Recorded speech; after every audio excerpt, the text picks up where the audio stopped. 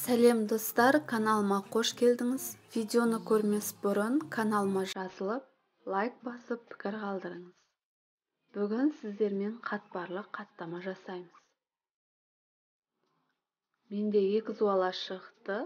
Бұл қамырдың құрамында су, тұз, 1 жұмыртқа бар.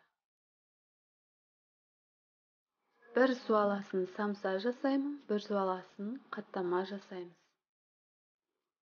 Өздеріңіз қалауларыңыз бойынша енді 2 зуаласын да қаттама жасасаңыздар болады. Қамырымызды видеодағыдай жұп-жұқай етіп жайып аламыз.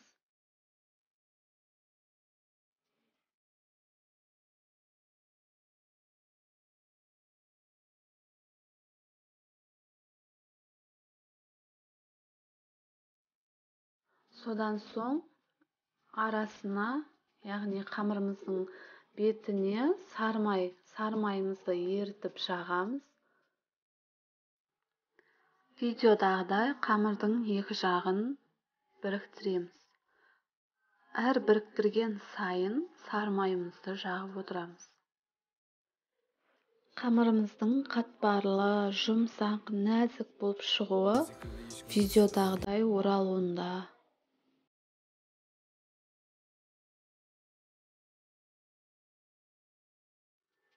Сармайдың қандай сармай екені маңызды емес.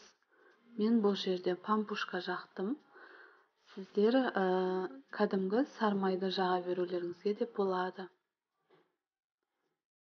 Ең бастысы, әр ораған сайын жағып отыруларыңыз керек. Міне бізде қамырымыз дайын.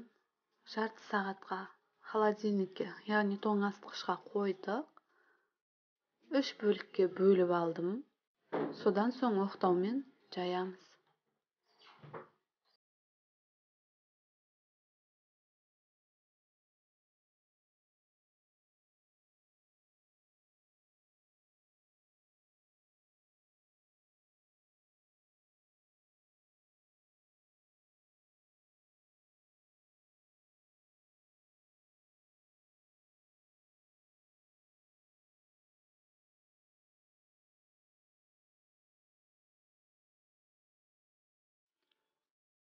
Қызып тұрған тапамызға кішкене сармай салып жібереміз.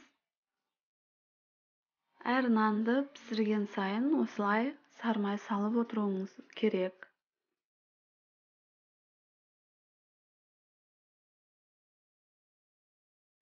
Міне біздің қаттамамыз дайын. Өте нәзік, жұмсақ, қатпарлы болып пісті.